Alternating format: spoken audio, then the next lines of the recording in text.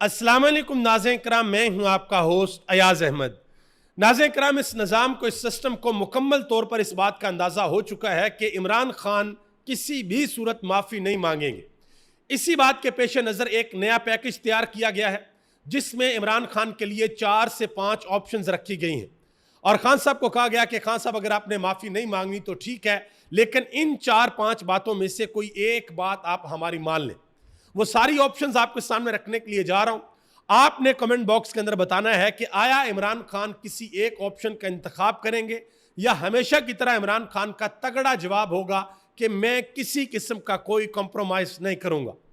इसके अलावा कल जो फैसलाबाद के अंदर पाकिस्तान तहरीक इंसाफ के रहनुमाओं को और कारकुनान को सजाएं सुनाई गई हैं, उनकी तफसीलात सामने आ चुकी हैं और जो पुलिस वाले उन मुकदमात के अंदर गवाह थे वो इस वक्त कहां पर मौजूद हैं, ये बड़ी हैरान कुन बात है। वो तफसीलात भी आपके सामने रखने के लिए जा रहा हूं। गुजारिश करूंगा कि वीडियो को लाइक करके चैनल को सब्सक्राइब कर लें ताकि इंफॉर्मेशन आप लोगों तक पहुंचती रहे। नाज़रीन किराम, एक अहम तरीन खबर यह भी है कि आज अडयाला जेल के अंदर तोशाखाना 2 केस की समाअत होने के लिए जा रही है। इमरान खान भी होंगे, वकला भी होंगे, मीडिया भी होगा और इमरान खान की फैमिली भी मुमकिन तौर पर होगी। तो आज अडयाला जेल से इमरान खान का इंतहाई अहम पैगाम भी बाहर आ सकता है। जैसे ही आएगा इंशाल्लाह मैं आप लोगों तक पहुंचाऊंगा।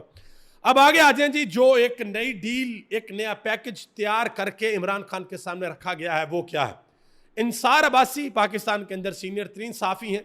इनके अलावा कुछ और साफ़ी हैं जिनके बारे में पब्लिक ये समझती है कि ये पैगाम रसानी का काम करते हैं, यानी कि इमरान खान को जो भी मशवरा देते हैं ये इनकी अपनी बात नहीं होती बल्कि किसी से सुनते हैं और फिर इमरान खान को पैगाम देते हैं। इंसार अब्बासी साहब कहते हैं कि इमरान खान की मुश्किलात में कमी माफ़ी मांगे बगैर भी मुमकिन है, यानी कि माफ़ी वाले मुतालबे से तो बिल्कुल अब पीछे हट गए। समझ आ गई है कि भाई ये इमरान खान माफ़ी नहीं मांगेगा। वो और लोग थे जो पहले ये कहते थे कि वो रास्ता बड़ा आसान है, उसमें हाथ जोड़ने पड़ते हैं, उसमें सेल्फ रिस्पेक्ट कुर्बान करनी पड़ती है और बाद में फिर उसी रास्ते के ऊपर चल भी दिए, माफ़ी भी मांग ली, डीलें भी कर ली, इक़्तिदार भी हासिल कर लिया। लेकिन इमरान खान उनसे बिल्कुल मुख्तलिफ निकला। उसने हर किस्म का जुल्म सितम बर्दाश्त किया लेकिन आज तक किसी भी सूरत अपने नज़रिए के ऊपर समझौता नहीं किया। तो इमरान खान के बारे में अब यह कहा जा रहा है कि जी इमरान खान की मुश्किलात में कभी माफ़ी मांगे बगैर भी मुमकिन है। इमरान खान को सिर्फ अपनी हिकमत अमली बदलना होगी। फौज के खिलाफ ना खुद कोई बात करें और ना ही अपने भगोड़े या सोशल मीडिया को ऐसा करने दें। मुझे यकीन है कि इससे खान साहब और तहरीक इंसाफ की मुश्किलात कम होंगी। तरीक शायद है कि चंद एक मसालों को छोड़कर सियासतदानों के खिलाफ मुकदमात ख़त्म हो ही जाते हैं। यह पहली ऑप्शन है जो मैंने आपको बताई है कि इमरान खान अपनी हिकमत अमली तब्दील करें। बाकी जो 4 ऑप्शन है वो भी आपको बताता हूँ, वो भी बड़ी इंटरेस्टिंग है। अब इंसार अब्बासी साहब यहाँ पर इमरान खान को पैगाम दे रहे हैं कि कोई बात नहीं, आप माफ़ी ना मांगे लेकिन फ़ौज के मुतल्लक अपनी हिकमत अमली आप तब्दील कर। देखिए इमरान खान इस वक्त, कभी भी इमरान खान ने डायरेक्टली ये नहीं कहा कि फ़ौज इस तरीके से और फ़ौज ऐसे करती है। इमरान खान किसी 1-2 फ़र्द का नाम लेकर उनको तनकीद का निशाना बनाते हैं, ये इमरान खान करते हैं। और इमरान खान पाकिस्तान के वो वाहद सियासतदान हैं जो ये कहते हैं कि ये मुल्क भी मेरा है और ये फ़ौज भी मेरी है। और इमरान खान ये भी कह चुके हैं माजी के अंदर कि मैं ये चाहता हूं कि मेरे मुल्क की फ़ौज एक तगड़ी फ़ौज हो ताकि मुल्क की हिफाजत की जा सके, ठीक है। लेकिन अब इमरान खान को ये कहा जा रहा है कि जी आप लगाम डालें अपने सोशल मीडिया को और फ़ौज के खिलाफ आप कोई बात ना करें। फ़ौज के खिलाफ तो इमरान खान बात नहीं करते। अब जहां तक बात रही सोशल मीडिया की, मैं एक छोटी सी चीज़ आपको समझाता हूं। सारे के सारे लोग ये समझते हैं कि सोशल मीडिया के ऊपर बैठने वाले सारे के सारे जो लोग हैं ना, ये बड़े बड़े लोग समझते हैं कि सोशल मीडिया के ऊपर बैठने वाले सारे लोग पाकिस्तान तहरीक इंसाफ के लोग हैं। ऐसा नहीं है, ये आम पब्लिक है, ये पाकिस्तान की आम आवाम है। जब अदालतों के अंदर 2 नंबरियां होती हैं, जब जुल्म होता है, जब लोग देखते हैं कि भाई ये क्या किया जा रहा पाकिस्तान के अंदर, तो फिर लोग बुरा भला भी कहते हैं, लोग सख्त अल्फाज का इस्तेमाल भी करते हैं और कुछ लोग तो ऐसे भी हैं कि जो सख्त अल्फाज के इस्तेमाल के साथ साथ गालम गलोच भी करते हैं, अगरचे गालम गलोच को किसी भी सूरत सपोर्ट नहीं किया जा सकता। अब वो जो सारे के सारे लोग हैं उनको जोड़ा जा रहा है इमरान खान के साथ कि इमरान खान उनके जिम्मेदार हैं और खुद ये पाकिस्तान के सारे सहाफ़ी जब टीवी के ऊपर बैठकर अपना शो शुरू करते हैं तो नीचे एक पट्टी चलाते हैं कि हमारे शो के अंदर जो मेहमान है उसका मुझसे या मेरे अदारे से किसी किस्म का कोई तल्लक नहीं है, उसकी हर बात उसकी अपनी जाती राय है। यानी कि उस मेहमान की राय तो जाती हो गई, उसका तल्लक आपसे या आपके अदारे से तो ना हुआ। लेकिन इमरान खान का सोशल मीडिया जो है, जो लोग इमरान खान को सोशल मीडिया पे सपोर्ट करते हैं, वो गुस्से में आकर अगर कुछ कहते हैं तो वो सारे के सारे इमरान खान के पल्ले के अंदर डाले जा रहे हैं। ये आप अंदाजा लगा लें। आगे आ जाएं, अगली ऑप्शन जरा सुने। और ये ऑप्शन माशाल्लाह डायरेक्टली पाकिस्तान के वजीर दिफा ख्वाजा आसफ की जानब से आई हैं। उन्होंने कहा जी माफी, पछतावे, शर्मिंदगी का इजहार, इनमें से कोई एक ऑप्शन पाकिस्तान तहरीक इंसाफ चुन ले। उन्होंने कहा जी पार्लियामेंट के अंदर कह दें, अदालत के अंदर कह दें, कौम से माफी मांग ले या अदारे से माफी मांग ले, अगर सियासत करनी है तो ये करना पड़ेगा। ये ख्वाजा आसफ साहब कह रहे हैं कि ये माफी यानी कि माफी मांग लें या शर्मिंदगी का इजहार कर लें या ये कह दें कि हमें बड़ा पछतावा हुआ है और ये काम आपको या कौमी असेंबली में करने पड़ेंगे या आपको कौम से माफी मांगनी पड़ेगी या अदारे के अंदर करने पड़ेंगे या अदालत के सामने करने पड़ेंगे। ठीक है, अब ख्वाजा आसफ साहब का ये जो फॉर्मूला है ना, पता नहीं काम करेगा या नहीं करेगा। इमरान खान के सामने कोई जाके इसको डिस्कस करेगा तो आगे से जवाब आएगा। लेकिन एक चीज मैं बड़े वाज़ेह तरीके से आपको बता दूं कि इस वक्त पाकिस्तान की जो सियासत है ना, वो यकसर तब्दील हो चुकी है। वो पहले वक्त थे कि जी इलेक्टेबल्स हैं, उनके अलावा कोई गवर्नमेंट नहीं बना सकता, वो आपको बड़े घर में जाके ऐसे करना पड़ेगा फिर आपकी गवर्नमेंट बनेगी। अब ऐसा नहीं है।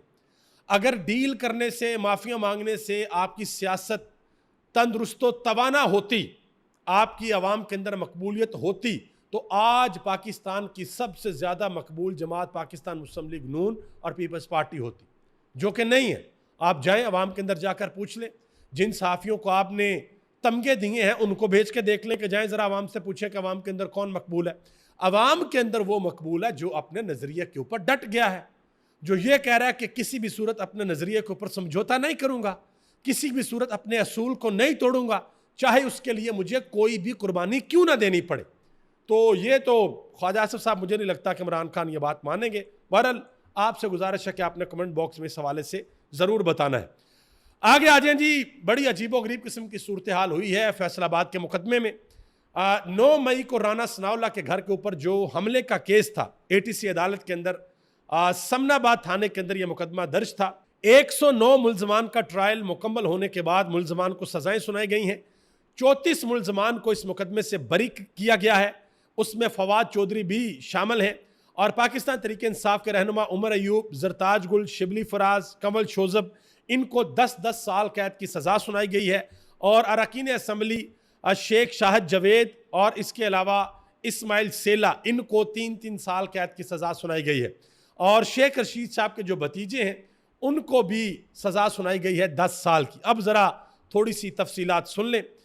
राना सनाउल्लाह साहब के डेरे के ऊपर जो हमला हुआ, उसमें फैसलाबाद के अंदर जो राना सनाउल्लाह साहब के दामाद थे उनको 15,000 वोटों से जिसने शिकस्त दी, इस्माइल सेला, उसको भी 10 साल कैद की सज़ा सुनाई गई है।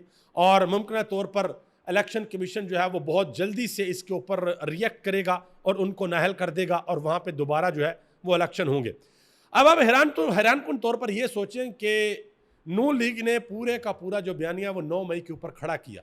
राना सनाउल्लाह के डेरे के हवाले से ये जो सारे का सारा फैसला आया, उसी हल्के में राना सनाउल्लाह को इबरतनाक शिकस्त दी है पाकिस्तान तहरीक इंसाफ के रहनुमा निसार जट, मेरा ख्याल उनका नाम है, उन्होंने फैसलाबाद से राना सनाउल्लाह को शिकस्त दी है। तो अवाम के अंदर तो 9 मई का बयानिया आपका मकबूल नहीं हुआ, वो तो पाकिस्तान तहरीक इंसाफ जो कह रही थी लोगों ने उनकी बात मानी। अब आगे आ जाए और चीज़ें देख लें। शेख रशीद साहब ने वीडियो जारी की बाकायदा तौर पर, उन्होंने कहा जी खुदा बड़ा है, खुदा अजीम है, खुदा के यहाँ देर है अंधेर नहीं है। उन्होंने कहा कि आप जुल्म कर रहे हैं। उन्होंने कहा कि मेरा भतीजा जिनको आपने सजा सुनाई है, राशिद शफीक, 10 साल कैद की सजा आपने सुना दी है, उन्होंने कहा जी वो कभी गया ही नहीं है फैसलाबाद, उसने कभी वो जगह ही नहीं देखी है और आपने उसको कैद की सजा सुना दी है। इसी तरह जरताज गुल वजीर ने भी कहा, उन्होंने कहा जी मैं तो वहां पर थी नहीं, मैं तो 6-7 मई को अपने हल्के के अंदर थी, तो मेरे ऊपर आपने कैसे इल्ज़ाम लगा दिया कि मैं 7 मई को जमान पार्क में थी और वहां पर बैठ के मैंने साजिश तैयार की है। ठीक है जी, ये अदालतों के अंदर किया जा रहा है। अब आगे आ जाए, एक और बड़ी इंपॉर्टेंट चीज मैं आपको बताता हूं।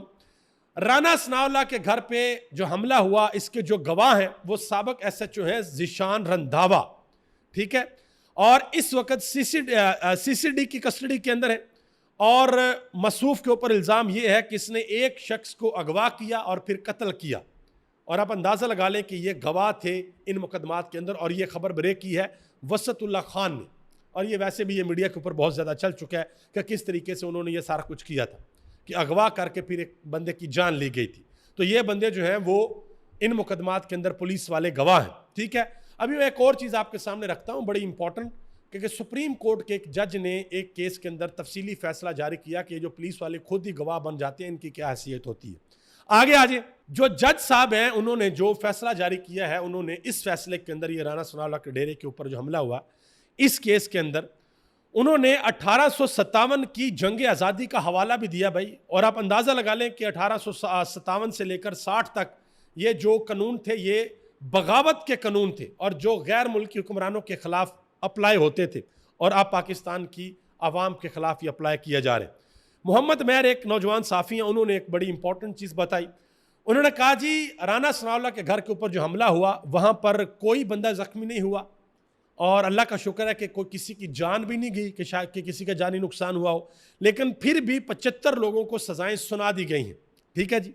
एक तरफ तो ये सूरत हाल है, और दूसरी तरफ उन्होंने कहा कि राना सनाउल्लाह के हुक्म पर पुलिस मॉडल टाउन गई, 14 लोग शहीद हुए, 100 जख्मी हुए, और आज 10 साल बाद भी किसी को उस केस के अंदर सजा नहीं हुई। ये है पाकिस्तान की अदालतें, ये है पाकिस्तान का निज़ाम इंसाफ।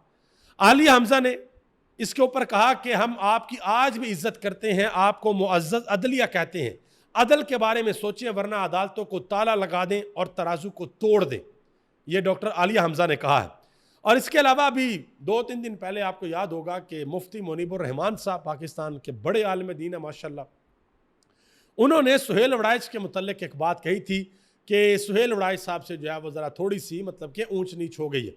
लेकिन मुफ्ती मुनीबुर रहमान साहब को या जो दूसरे उलमा कराम हैं उनको हमने कभी नहीं देखा कि वो हमारे मुल्क के अंदर अदालतें किस तरीके से काम कर रही हैं, हमारे मुल्क के अंदर इंसानी हकूक़ की खिलाफ वर्जियाँ किस तरीके से हो रही हैं, इनके ऊपर कभी उन्होंने वो आवाज़ नहीं उठाई जो उनकी जिम्मेदारी है। उनको उस इल्म का पता है जो हमारे दीन के मुताबिक है कि हमारा दीन इंसाफ के बारे में क्या कहता है, हमारा दीन उस जज के बारे में क्या कहता है जो जज इंसाफ नहीं करता, और हमारा दीन उन लोगों के साथ कैसे खड़ा होता है जो मजलूम होते हैं, लेकिन कभी भी उन लोगों के लिए लब कुशाई करने का मौका इन्हें नहीं मिला। उम्मीद है कि शायद कभी ना कभी ये कर दें। आगे आज जी पाकिस्तान के सहाफ़ी हैं उमर चीमा, उन्होंने एक बड़ी अहम बात की। कहते हैं कि इस वक्त पाकिस्तान खारजा महाज पर जितना अच्छा खेल रहा है शायद ही गुज़िश्ता 2-3 दहाइयों में ऐसा रहा हो, लेकिन फिर भी बैरूनी सरमायाकारी नहीं आ रही कि खारजा महाज हमारा बहुत अच्छा है, लेकिन फिर भी बैरूनी सरमायाकारी नहीं आ रही। मजीद कहते हैं कि जिधर जाते हैं बाहमी MOU मेमोरेंडम ऑफ अंडरस्टैंडिंग्स वो साइन कर दिए जाते हैं। इसका मतलब है कि हमारे मुआशी निज़ाम में कोई ऐसा मसला है जिसे हल किए बगैर सरमायाकारी नहीं आएगी। तो इनको जवाब दिया एक नौजवान सहाफ़ी अहमद वड़ाइच ने। उन्होंने कहा जी अदालतें लिखे लिखाए फैसले सुनाएं तो सरमायाकारी नहीं आती। सरमायाकार सबसे पहले रूल ऑफ लॉ मांगता है, फिर सस्ती लेकिन स्किल्ड लेबर ढूंढता है, फिर वो ईज ऑफ बिजनेस ढूंढता है, और इनमें से कुछ भी पाकिस्तान के अंदर नहीं। उन्होंने कहा जी बकौल मोहसिन हजाजी सरमायाकार कहीं का भी हो वो पागल नहीं होता। अगर एक बंदे ने आकर यहाँ पर मिसाल के तौर पर $2 अरब इन्वेस्ट करने हैं तो वो सब कुछ देखेगा। वो सबसे पहले ये देखेगा कि अगर मेरे साथ इस मुल्क में कोई ज्यादती होगी तो क्या इस मुल्क की अदालतें मुझे इंसाफ देंगी, क्या इस मुल्क का निज़ाम मेरे साथ खड़ा होगा। तो उसके लिए वो क्या करेगा, पहले वो उस मुल्क के हालात देखेगा। ये जो इंटरनेशनल खबरें बनती हैं ना, इनका बड़ा इम्पैक्ट होता है, ये बड़ी दूर दूर तक जाती हैं। ये जो टाइम्स के अंदर कोई खबर लग गई, अल जजीरा के अंदर कोई खबर लग गई, या दूसरे इंटरनेशनल मीडिया आउटलेट्स के अंदर जो खबर लग गई, ये बड़े बड़े इन्वेस्टर इनको पढ़ते हैं और वो पढ़कर देखते हैं कि किस मुल्क के क्या हालात हैं, हमें कहाँ पर इन्वेस्ट करना चाहिए। क्योंकि पैसा तो उनके पास होता है, उन्होंने पैसे से पैसा कमाना होता है, लेकिन वो कभी भी ऐसी जगह पर पैसा नहीं लगाते जहाँ पर उनको ज़रा सा भी डर और खौफ हो कि हमारा पैसा डूब जाएगा। इसी वजह से कभी भी पाकिस्तान हो या दुनिया का कोई और मुल्क, जहां पर रूल ऑफ लॉ ना हो वहां पर लोग इन्वेस्ट नहीं करते जाके। आगे आ जाए जी, सुप्रीम कोर्ट के एक जस्टिस हैं, जस्टिस हाशिम काकड़, उन्होंने मुंशियात बरामदगी केस के अंदर एक फैसला जारी किया। उन्होंने कहा जी, इंसाफ होता हुआ नजर भी आना चाहिए, मुद्दई खुद ही तफ्तीश करे तो शफाफियत मुतासर होती है। यानी कि पुलिस वाले खुद ही अगर मुद्दई हों, खुद ही तफ्तीश करें तो शफाफियत जो है वो मुतासर होती है। उन्होंने कहा जी, कोई भी शख्स अपने ही मुकदमे में जज नहीं हो सकता, ठीक है। मजीद उन्होंने कहा कि पुलिस एहलकार अपनी ज़ात में गवाह हो सकते हैं, मगर आज़ाद गवाही के बगैर ना इंसाफ़ी का ख़तरा बढ़ जाता है। और देख लें पाकिस्तान तहरीक इंसाफ के जितने भी केसेस हैं, इनमें सारे के सारे जो गवाह हैं वो माशाल्लाह पुलिस वाले हैं। कोई भेस बदल के टेबल के नीचे घुसा हुआ है, कोई भेस बदल के पर्दे के पीछे छुपा हुआ है, और माशाल्लाह ऐसी पावर है इनके पास कि सारी की सारी साजिश वहाँ से सुन के आके फिर अदालत को बता रहे हैं। आगे आ जाए जी, एक और अहम तरीन खबर है लाहौर से। हमाद अजहर ने NA 129 के जो ज़िमनी इलेक्शन है वो ना लड़ने का फैसला किया है और अपने भांजे अरसलान ज़हीर को इलेक्शन में खड़ा करने का ऐलान किया है। उन्होंने कहा कि मेरे 82 साला वालिद ने इलेक्शन लड़ा तो उन्हें पुलिस ने हरासा किया, गिरफ्तार किया और मेरा घर बार बार तोड़ा गया। ख़ानदान का अकलौता बेटा होने के नाते मैं नहीं चाहता कि मेरी वालदा एक और सदमे से गुजरें। तो वह पीछे हट गए। उन्होंने कहा जी, मेरा जो भांजा है अरसलान ज़हीर वो ये इलेक्शन लड़ेगा। इसके अलावा जी BBC ने एक खबर छापी है। उन्होंने कहा जी, भारी भरकम वफद के साथ मरियम नवाज के दौरा जापान और एयरफोर्स के खसूसी तैयारे के इस्तेमाल पर सोशल मीडिया सार्फिन ने तनकीद की है। तज्जियाकारों के मुताबिक अहम सवाल यह भी उठता है कि जब आप दूसरे ममालिक में जाकर कहते हैं कि आपको सरमायाकारी और मदद की ज़रूरत है, तो वो ये भी देखते हैं कि जहाँ पर एक वज़ीर की ज़रूरत थी आप 6 वज़ीर लेकर गए हैं। कि आप जापान चले जाएं, आप चाइना चले जाएं, किसी भी मुल्क में चले जाएं, अगले लोगों को एक तो आपके बारे में सब कुछ पता होता है, और दूसरा वो ये भी देखते हैं कि अगर इनका मुल्क गरीब है, अगर इनको इन्वेस्टमेंट चाहिए तो इनके अपने तौर तरीके क्या हैं, ये खुद किस तरीके से चल रहे हैं। आगे आ जाए, फवाद चौधरी ने एक बड़ी अहम बात की है। उन्होंने कहा जी, तहरीक इंसाफ के दोस्तों को गिला रहता है कि मरियम नवाज नून लीग के सबसे ज़्यादा गालियाँ देने वाले, ख़वातीन की तज़हीक करने वाले अकाउंट्स को क्यों फॉलो करती हैं। उन्होंने कहा कि वो समझ नहीं रहे, ये जो लोग हैं जिनको इतराज़ है, वो समझ नहीं रहे कि मरियम नवाज ने बतौर हेड मीडिया सेल उन लोगों को बाकायदा तनख्वाह पर भर्ती किया हुआ है। अब क्या वो उनकी शानदार कारकर्दगी को मॉनिटर नहीं करेंगी? उनका ज़्यादातर वक्त अपनी इंतहाई थर्ड क्लास टीम की कारकर्दगी देखने पर सर्फ होता है। पंजाब जो है वो चीफ सेक्रेटरी चला रहे हैं और जैसा चल रहा है वो हमारे सामने है। ये उन्होंने बात की है। अभी तक लिए इतना ही। आप सबका बहुत बहुत शुक्रिया। पाकिस्तान जिंदाबाद, पाकिस्तान के करोड़ों आवाम पाइंदाबाद।